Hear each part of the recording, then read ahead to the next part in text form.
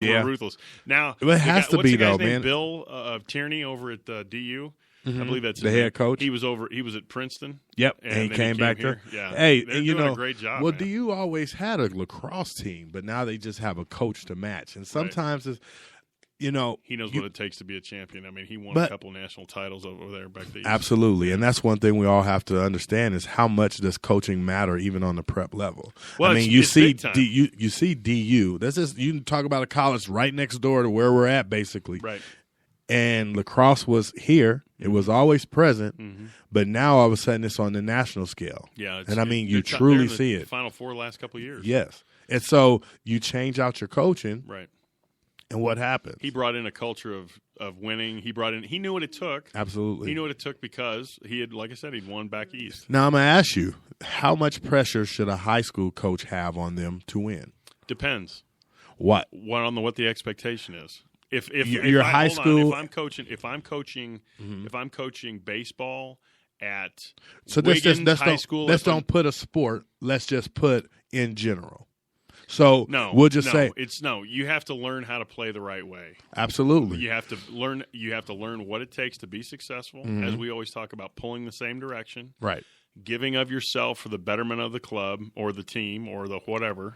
Absolutely. You have to give of yourself you have to sacrifice your own self to be to get the goals of the team out there, right? Right. Okay, so you and I are on the same page with that, which is great.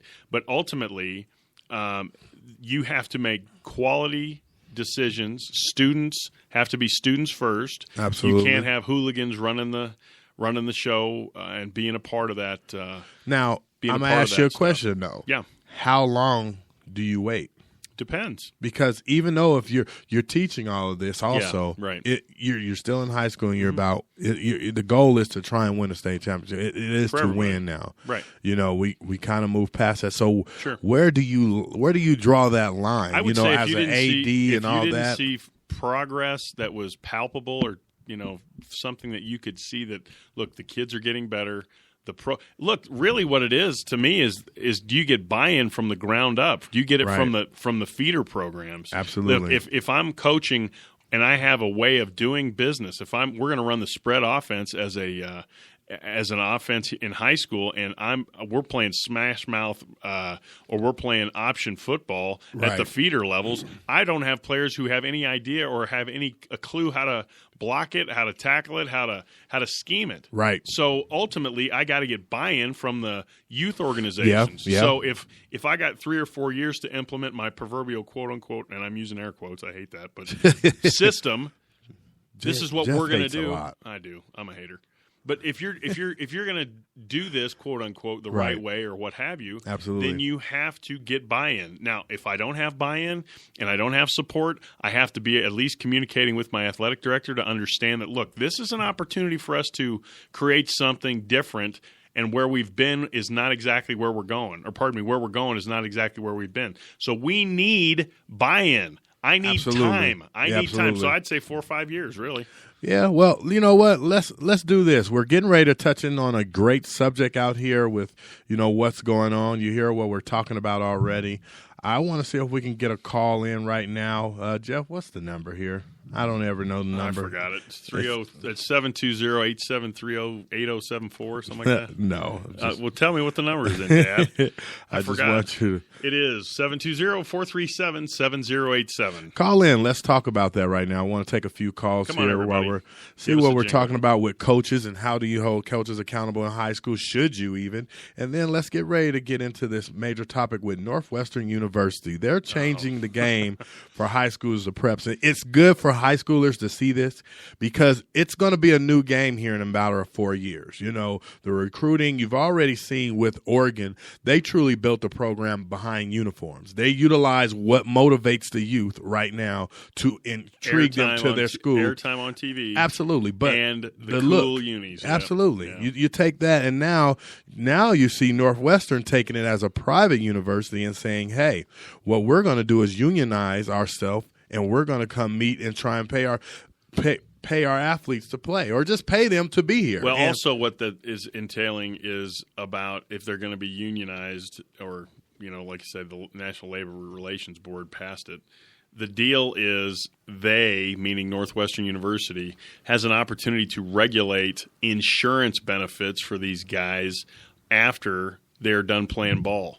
They now, just so you know, when I got hurt at Murray State when I played, if I got hurt, they sent me to a doctor. They paid for the bill. If I would have had to have surgery or if I would have had to have whatever, they paid for that because that's just that was part of the scholarship deal that we had, for whatever reason.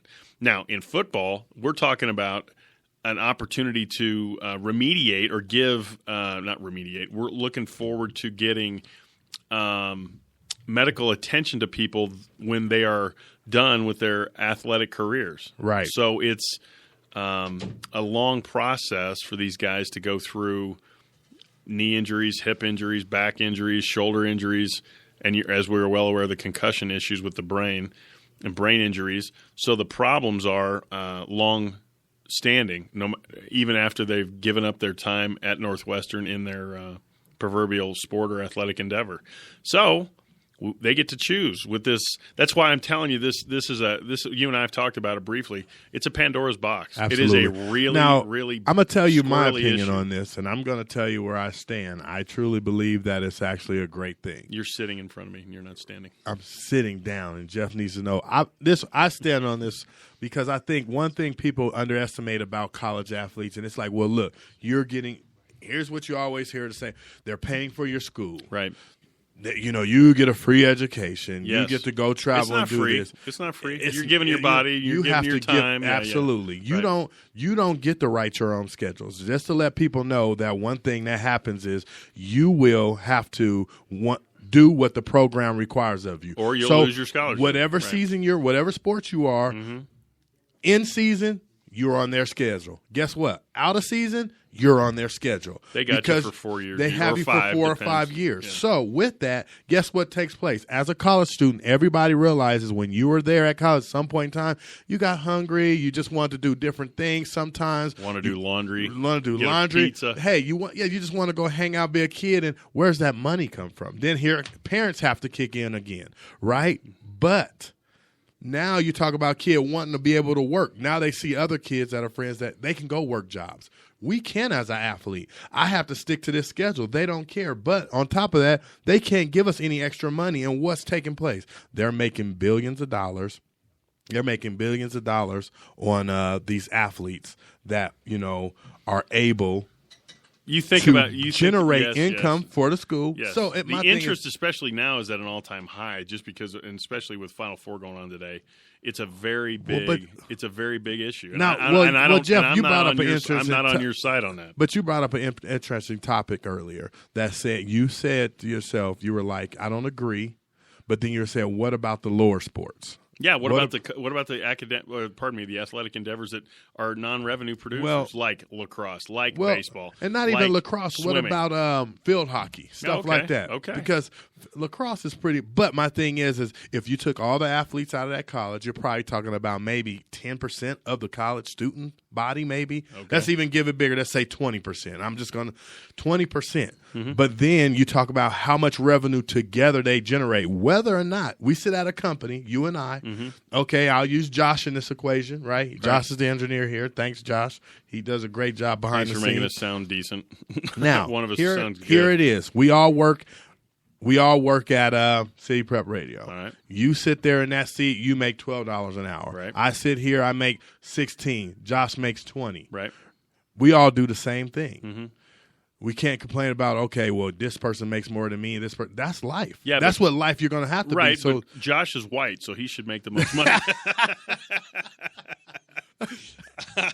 So then why are you making the least amount? Oh, because I'm dumb. No.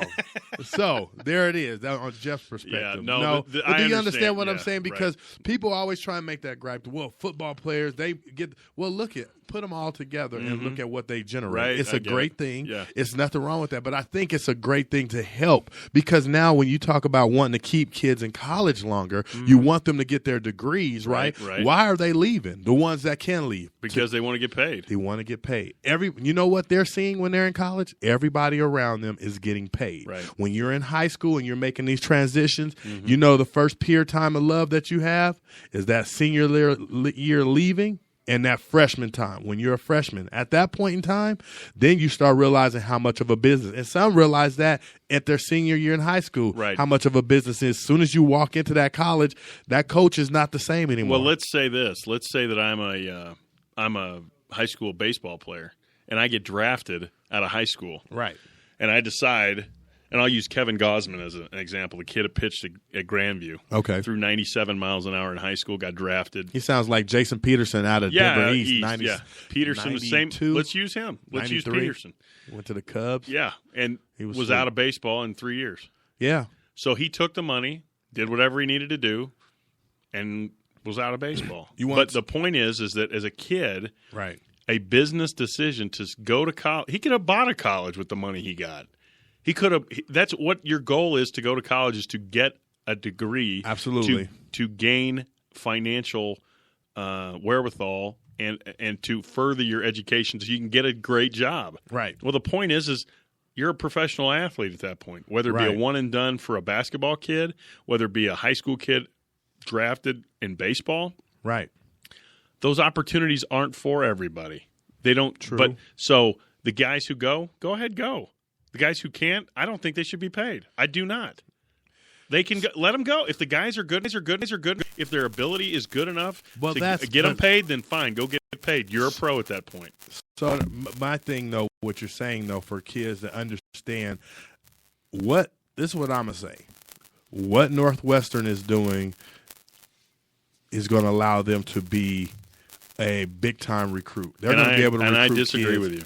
Why? Because other coaches, and I'm just talking about in football, okay, other coaches are going to use that against their coaching staff and against the university. Now, conversely, how? Hold on. No, I'm just asking. I'm going to tell you. When? Conversely, in a minute. Now. Conversely, Northwestern is going to say, look, we are here to recruit you as a whole person. We are interested in your whole life. Okay? We are interested in your life now and down the road. And Northwestern has a great reputation, obviously, as an academic institution that is beyond reproach. I mean, it is a great school. But other schools are going to use that against Northwestern in this way. Why would you want to go be a part of a group of people that make decisions for you, and you don't get the input, or they don't give you an opportunity to single out yourself and say, look, I want to transfer. Does that at that point do you become not a part of the union? Do you become? I mean, there's so many unanswered questions. But there's always going to be those little things. And yes, you can transfer out. You're out of the union because if you're not in a school that is privatized, then of course you're out of or whatever. Right, but what works. is the time frame served if you have union benefits for that particular? Okay, school? let me ask you. You don't know. That's the point. When you were in college, wouldn't you love to be able to consider it as an employee somehow because you are generating income, you are generating money, correct? Wouldn't you want a piece of that? Not in my yes, I would. I'm just saying, even not that, in my even particular though, sport. But even yes, of course, I would be lying. I would be disingenuous. I would be disingenuous to say that I wouldn't even want if the it's money. just a piece, wouldn't you appreciate that? Just because it'll help you but do laundry.